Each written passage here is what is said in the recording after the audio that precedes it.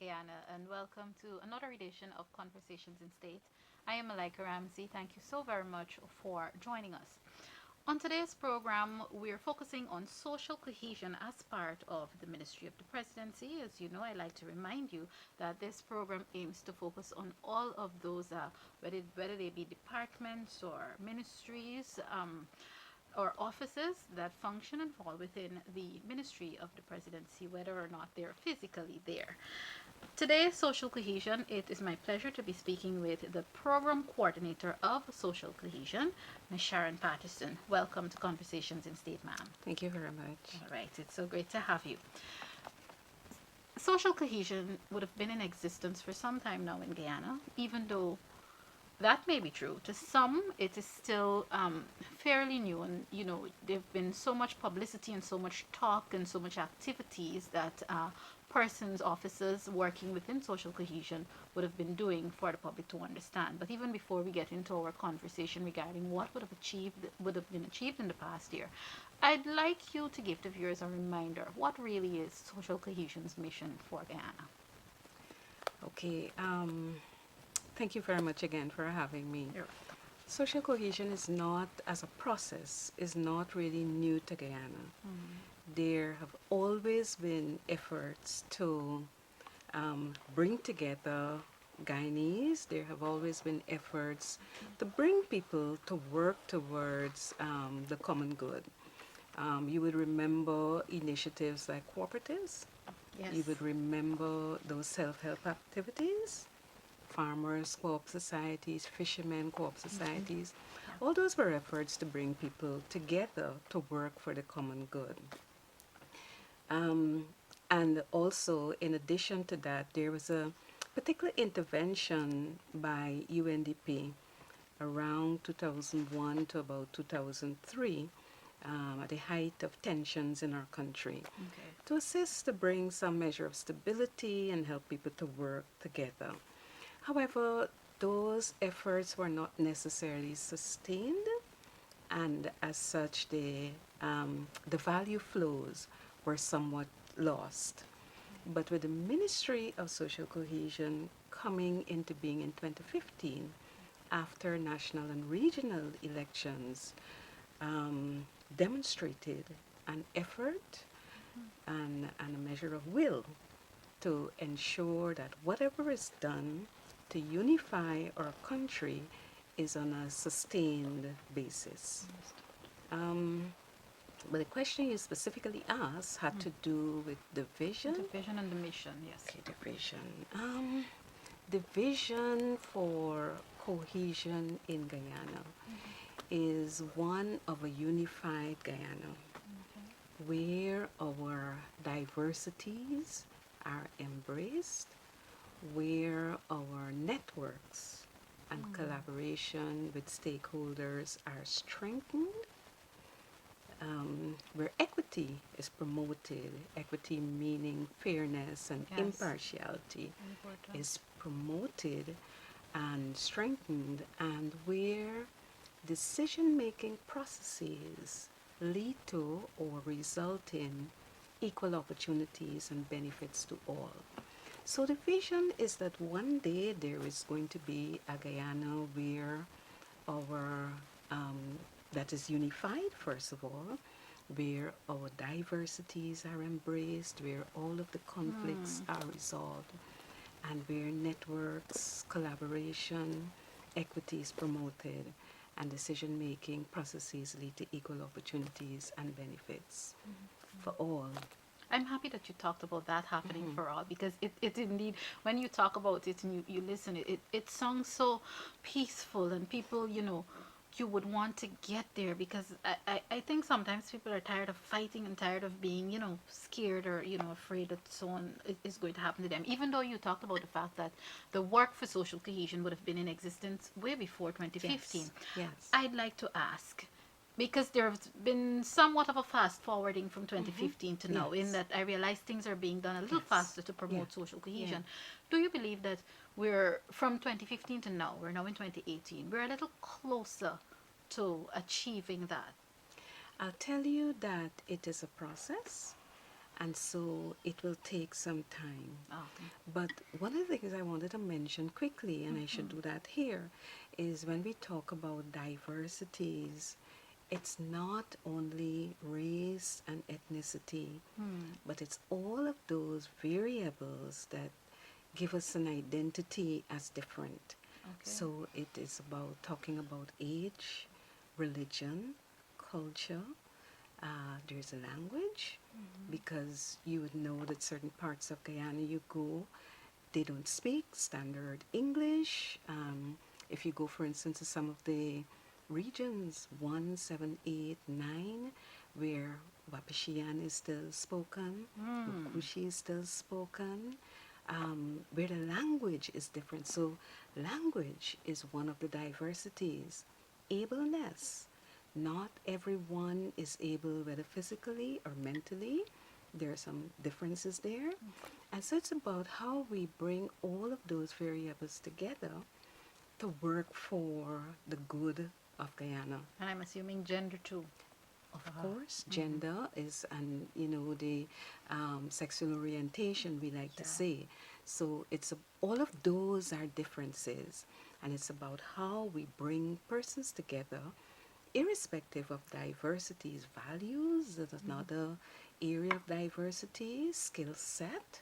It's about how we bring all of those together and get all of geographic location is another Yes. one, because if everything is focused on the coastline, then you have persons in the regions outside of Guyana saying, well, we're not a part of what's happening.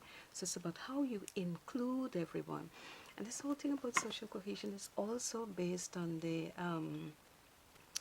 uh, the development goals, the It's a strategic, street, yeah, the street strategic, defense. yeah. It's about how goal 10, goal I think it's goal 11.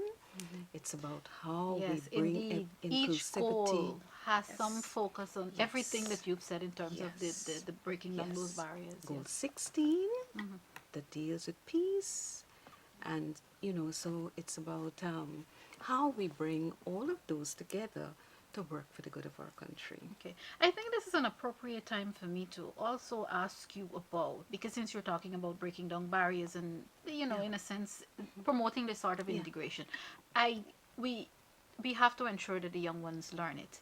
And I think this is an appropriate time for me to ask you about some of the things that social cohesion would have achieved in our school system. Right, what we've done, we have placed quite a lot of emphasis, and this is a common thread that will run through the programs of the ministry, sensitization. Because unless people are aware, people are informed, and not just informed, but understand how they can contribute, we're not going to make a lot of progress. And so we have had what we refer to as whole school sensitization.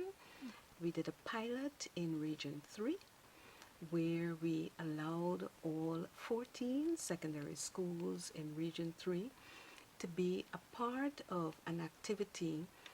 It was tagged Culture Up, where we allowed the schools, it was a collaboration with the Ministry of Education, Yeah. to have the students display their traditional cuisine, wear, music, um, all the things that identify them as a people. So you had Indo-Guyanese, you had Afro-Guyanese, you had the indigenous young people, the mixed young people, displaying who they are in each of the schools. What that did was allow the other groups to have an appreciation of each group to have an appreciation of the other. I think one of the better things that came out of that activity also, we had a cultural program attached to it. So they were allowed to dress in their traditional wear. Yes. They had traditional cuisine, their music, and so on. And as part of the cultural program, and there was also, each school had an opportunity to demonstrate in some art form their understanding of cohesion and harmony. It was extremely beautiful because Okay. this was the children's Standing understanding of it. of Uh-huh. cohesion, and that spoke their art pieces spoke volumes. And I think it's activities like those the ministry has a responsibility as part of our mission to support the whether it's schools, the religious community, the cultural groups, to support them so that they can be exposed to taking a closer look at who they are, but also to have a deeper appreciation for another group. After all of that, in saying that it was beautiful, you get a sense that the young people, they have an idea, in the school system I'm talking about, obviously, they have an idea of where social cohesion is expected to take Guyana. You get that sense? We want, well, at least in Region 3, Yes. when we had that activity, yes, certainly, but we want to deepen that to the other regions Okay. and give other young people, because the Ministry of Education itself has a program, I think they call it Culture Day, Yes. but we want to work alongside the ministry and ensure that students take a full day to experience who they are, experience the other groups, and have a deeper appreciation. The aim is to help them to understand that there's beauty in diversity, and together we are strong. Together we can do things, we can support each other and make things happen. Perfect. Viewers, if you're now tuning in, this is Conversations in State, of course, and today my conversation is about social cohesion, and we're having that conversation with Program Coordinator of Social Cohesion, Sharon Patterson. Earlier, you mentioned groups like co-ops, and they were in existence long before we had whether people want to refer to it as a ministry or department, but they were in existence long before social Yes. cohesion. How has, and again from 2015 to now, how has the physical structure, the present operations of social cohesion been able to reach out to co-ops? And I'm asking this too because I heard a conversation recently where some older folks were talking about the days when co-ops were co-ops and that we need to see it back and so on. Do you believe that social cohesion has thus far managed to reach out and in a sense breathe new life, if I'm saying that the right way, breathe new life into groups like co-ops, the co-ops? Or, thus far, we have not touched co-ops, Okay. but we have certainly interfaced with the religious community, the Christian community. We have also interfaced with the Islamic community, the Hindu community, the Rastafarian community, but we have some more work to do. We have also done some work with community policing groups, the NDCs, RDCs, some CDCs, um, the I think it's fair to say that the governance structures in the regions, some of the municipalities, we've done some work with the Georgetown municipality in Region 10 as well, but our stakeholders are far and wide. And like youth groups, we have done some work with youth groups. We will continue to deepen those processes because our aim is to establish, like I said, network and collaboration with stakeholders, and they're all our stakeholders. We've initiated some contact, we've done some work with them in terms of sensitization, training, diversity, education, and inclusion. And in 2018, we will expand our stakeholder base and really deepen what we have started over the 2016-2017 period. All right, I'm happy that you talked about expanding the stakeholder base in 2018. If you're in a position now to talk about some of the specifics of 20. Well, I think even before we do that, we should talk about some of the other things that would have been achieved in 2017 Okay. for social cohesion. All right. In 2017, like I said, some of the training, diversity, education, inclusion, what our training seeks to do, and we have done, and I don't particularly like numbers because I can Okay. say that we have done over 50 training programs, but you can do all those training programs, and the question is, so what?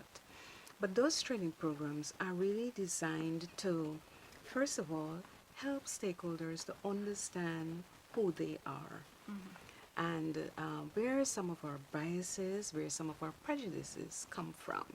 So we examine whether it's upbringing, where we get our value system from.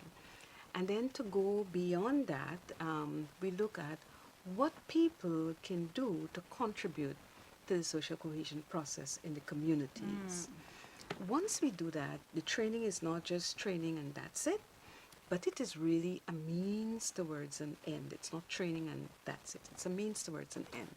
So in all of the training programs, our stakeholders are encouraged to, it's 2 days. By the end of day two, work towards the development of a little project that they can undertake to show that they truly understand the tenets of cohesion and harmony. And so you have some groups coming together and saying, oh, this is what we can go back and do. We had 2 groups, for instance, undertook medical outreaches. One was in, one was undertaken at Windsor Forest by the stakeholders who were trained over there, and another one was undertaken at MacDoom. No, sorry, Houston Community, Houston Secondary School. And these were people who wanted to undertake an activity that would allow everyone in the community to come and benefit, everyone in the community to come and integrate, come and be a part of something that is happening, and really take away from that how this integration and how this working together really takes place. Those were 2 very successful activities. We had another group that was trained. This was a group of non-governmental organization stakeholders, and they went back to do some work using the art form to simplify the message of cohesion and harmony, and they undertook an activity to demonstrate that at Eccles Primary School. And so it's about what people walk away with in terms of understanding cohesion and harmony, and then going back to the community to undertake an activity to show that they truly understand how this working together takes place. In terms of what else we did that's related to training, I did say sensitization is ongoing. But we undertook a major activity in Region 9 that we are going to continue that. That's one of the flagship activities. It was bringing together about 162 young people in the South Central Rupununi area for 1 week. And they came from villages like Masara, Iowa, Parashar, The and villages Lackey. we us living on the coast have never Yeah. even heard of, No, which is bad. 23 of them. And those young, mainly indigenous persons were there, and they were exposed to information and understanding of social cohesion, how this working together takes place. They were exposed also to information. We had Republic Bank came in to speak with them. IASD spoke with them. The police, the army, some of the business community came in to speak with them about opportunities in the Ministry of Public Health. The Ministry of Social Protection also came to speak with them about trafficking in persons and so on.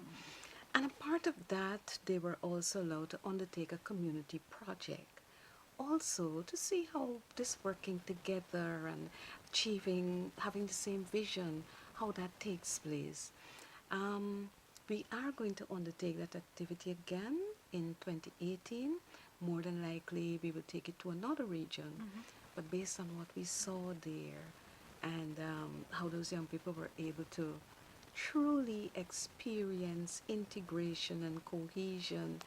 Most of them were seeing each other for the first time, but they were, they played together, games and cultural activities, because those are powerful mechanisms of bringing people together.